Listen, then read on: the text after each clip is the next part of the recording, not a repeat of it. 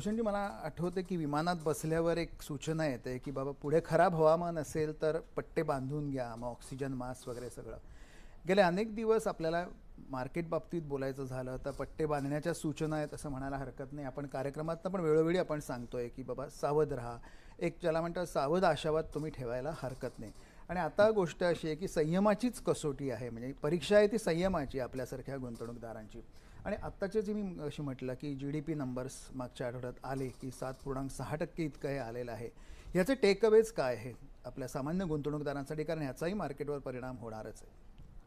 मी गुंतवणूकदारांना हे सांगू इच्छितो की GDP नंबर्स रिवाईज होणार हे आपण बंद रुपयावर गेले 2-3 महिने सातत्याने सांगत आलेलो आहोत. हो. आणि आपलं जे वक्तव्य झालेलं आहे या मंचावर ते जर गुंतवणूकदारांनी बघितलं असेल तर डेफिनेटली ते आज कसोटीला लागलेलं आहे. हो. आणि आपण नेहमी गुंतवणूकदारांना सूचित करत आलेलो आहोत की सावध आशावादच ठेवायला पाहिजे. जी गेल्या 3 महिन्यामध्ये जागतिक बाजारपेठेत किंवा जागतिक पातळीवर जी जिओपॉलिटिकल टेन्शन्स म्हणा किंवा ज्या घडामोडी आर्थिक घडामोडी होत आहेत त्याचा परिणाम भारताच्या अर्थव्यवस्थेवर नक्कीच होणार आहे हे आपण सूचित केलं होतं. हो. आणि त्याचं आता मला वाटतं की आपण जे सांगितलं होतं ते आता रिझल्ट्स त्याचे सगळे आपण बघत आहोत. जसं GDP आपल्याला दर माहिती होतं की तो खाली घसरणार आहे. जसं आता तो 6.7 वर रिवाईज झालेला आहे आपला ग्रोथ रेट. तो अजूनही येणाऱ्या क्वार्टर्समध्ये तो खाली जाऊ शकतो. बरोबर आहे. माझा वैयक्तिक अंदाज असा आहे की तो 6.25 6.3 पर्यंतही या FY27च्या वर्षाचा जर तुम्ही आढावा घेतलात तर त्या रेटला तो जाऊ शकतो. बरोबर. त्याचा इम्पॅक्ट असा आहे मार्केटमध्ये की ह्या FY27 मध्ये आपल्याला जो जिओपॉलिटिकल टेन्शन म्हणा आणि आपली जी आर्थिक भारताची परिस्थिती आहे, अर्थव्यवस्था आहे, ती अजूनपर्यंत तरी रेझिलियंट आहे.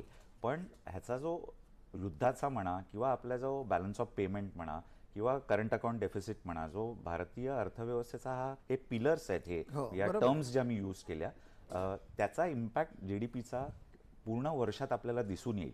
त्यामुळे पहिल्या क्वार्टरमध्ये आज जून आपला चालू झालेला यावर्षीचा आर्थिक कॅलेंडर इयरमध्ये म्हणा किंवा तुम्ही फायनान्शियल इयरमध्ये म्हणा, हे पहिलं क्वार्टर आहे. तर त्याच्यामध्ये GDPची 0.2%नी घसरण झालेली दिसते. आपण बजेटमध्ये विद्यमान गव्हर्नमेंटनी किंवा आपला फायनान्स मिनिस्टरनी दर ठेवला होता 7.1 7.2 बजेटेड होता. तो आज आपण 6.7 वर या एका क्वार्टरच्या म्हणजे ह्यांनी बघत आलेलो आहे, तो रिवाईज झालेला आहे. तर मला असं वाटतं की मार्केट हे एकदम खाली नाही गेलं तरी माझ्या मते व्होलाटाईल राहील. सेन्सेक्सला बघून इन्व्हेस्टमेंट करू नका, कारण सेन्सेक्स आपण गेल्या बंद रुपयामध्ये गेल्या 3 महिन्यापासून म्हणत आलो की 75,000 ते 80,000च्या रेंजमध्ये सेन्सेक्स राहील. तुम्ही जेव्हा गुंतवणूक कराल तेव्हा तुम्ही चांगली सेक्टर्स निवडा, चांगले स्टॉक्स निवडा. सेन्सेक्सला बघून किंवा आज सेन्सेक्स रेडमध्ये आहे तर मी आज इन्व्हेस्ट करतो आणि उद्या मी ग्रीनमध्ये आला तर मी प्रॉफिट बुकिंग करीन, या इन्व्हेस्टमेंट सायकोलॉजी सोपं राहिलं नाही. त्यामुळे मार्केट हे व्होलाटाईल राहणार आहे. अर्थव्यवस्था आपली स्टेबल होईल आणि त्याचा पूर्ण आढावा आपल्याला माझ्या मते सप्टेंबर नंतरच आपल्याला पूर्ण एक अंदाज येऊ शकतो.